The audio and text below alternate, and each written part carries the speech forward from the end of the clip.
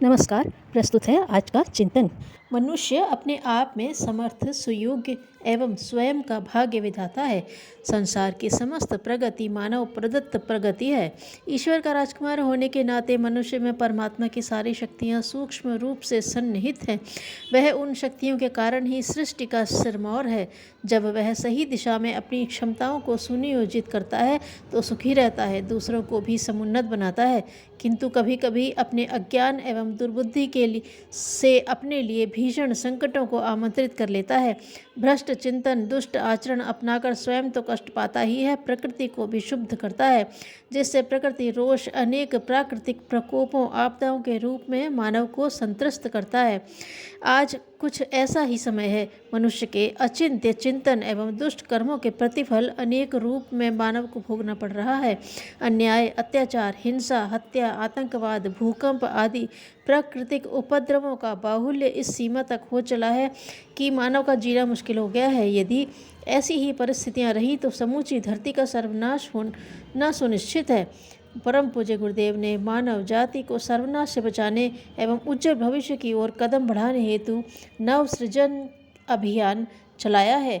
व्यक्तिगत या सामूहिक कठिनाइयाँ जब जब व्यक्ति या समाज की सामर्थ्य के बाहर जाती हुई दिखती हैं, तब तक व्यक्ति और समाज व्याकुल हृदय से भगवान को पुकारता है।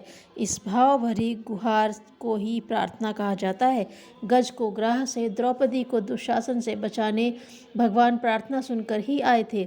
गांधी से लेकर गुरुदेव तक ने प्रार्थना को नित्य जीवन का अनिवार्य अंग माना है।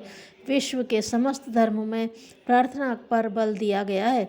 जब जब घोर संकट के बादल मानवता पर छाए हैं, प्रार्थना द्वारा उससे त्राण पाया गया है। प्रार्थना का महत्व सभी महान पुरुषों ने स्वीकार किया है। गायत्री महामंत्र प्रार्थना का विशिष्ट मंत्र है, जिसमें भगवान से सन्मार्ग पर प्रेरित करते रहने की प्रार्थना की गई है। प्रार्थना से न केवल संकटों का निवारण होता है, बल्कि समर्थ श्रेष्ठ जीवन की प्राप्ति होती है। प्रार्थना के लाभ बताते हुए गुरुदेव ने लिखा है, प्रार्थना के आध्यात्मिक व्यायाम से मनुष्य का मनोबल सुदृढ़ होता है, आत्मविश्वास, आत्मश्रद्धा, इच्छा शक्ति विकसित होती है, कलुषित मन धुलकर स्वच्छ एवं पूर्ण पवित्र हो जाता है। प्रार्थना से चित्त में सुव्यवस्था, मन में एकाग्रता, बुद्धि में तीक्ष्णता तथा विवेक की जागृति में असाधारण उन्नति होती है। प्रार्थना में जो संभावनाएं हैं, जो उत्तम इच्छाएं प्रकाशित की जाती हैं, उनसे एक प्रकार का आध्यात्मिक प्रभाव फैलने लगता है। प्रार्थी के इर्द गिर्द का समस्त वातावरण पवित्रता, शांति एवं विश्व प्रेम की पुष्ट धाराओं से घनीभूत हो उठता है। प्रार्थना से बहुत लाभ होते हैं। मानव अनेकानेक उपलब्धियों को प्राप्त करता है, किंतु प्रार्थना होनी सही ढंग से चाहिए। पूज्य गुरुदेव कहते हैं, प्रार्थना दो तरीकों से की जाती है, एकाकी और सामूहिक। एकाकी प्रार्थना की जानी चाहिए, उसका महत्व एवं लाभ है, किंतु सामूहिक प्रार्थना विशेष प्रभावकारिणी एवं फलदायिनी है। प्रार्थना जब की जाए तो हृदय की समग्र भावनाओं को एकत्र कर पूरे अंतःकरण से भगवान को पुकारें। भगवान प्रार्थना में तन्मय हो जाएं, अपनी सुध बुध भूल जाएं। एक कहानी पूज्य गुरुदेव कहा करते थे। एक संत भगवान की प्रार्थना कर रहे थे। उधर से कोई बालक आया, वह कुछ अलग ढंग से ही प्रार्थना करने लगा। जब प्रार्थना समाप्त हुई तो संत ने बालक को डांटते हुए कहा, तुम्हें प्रार्थना हृदय की गहराई एवं पूर्ण एकाग्रता से करनी चाहिए, तुम तो ऊपर ही ऊपर बोले जाते थे।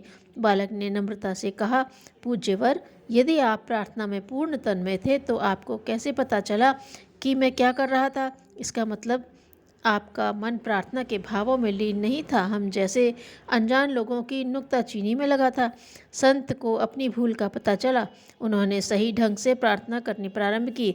शब्दों को सपाटे से तोते की तरह दोहरा जाना प्रार्थना नहीं, यह तो एक प्रकार का अभिनय है। प्रार्थना तो आत्मविश्वास से सिंचित होनी चाहिए।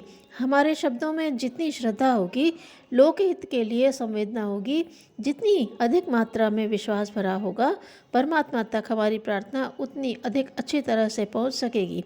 तदनुरूप सत्परिणाम प्राप्त होगा।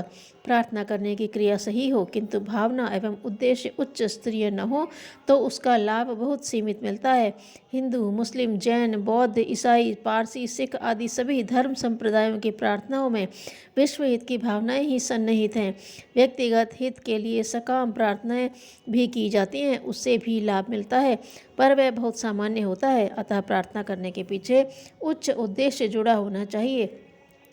वर्तमान में संसार की समस्त समस्याओं के समाधान एवं प्रतिकूलताओं के निवारण में विभिन्न वर्ग के लोग अपने अपने ढंग से लगे हैं। धर्माध्यक्ष, वैज्ञानिक, राजनेता, धनाध्यक्ष, बुद्धिजीवी सभी संसार के पतन को रोकने एवं उत्थान को बढ़ाने में लगे दिखते हैं, पर यह सब दुर्बुद्धि एवं अनास्था के कारण बिगाड़ ज़्यादा रहे हैं बना कम रहे हैं। आज की सारी विभीषिकाएँ इन्हीं मूर्धन्य वर्गों की देन है। अब समाज के मूर्धन्य वर्ग सहित समस्त मानव समुदाय को समस्त समस्याओं के एकमात्र हल सद्ज्ञान संवर्धन पर ही ध्यान देना होगा। परमात्मा से इसी एक वस्तु सद्ज्ञान के लिए प्रार्थना करनी होगी।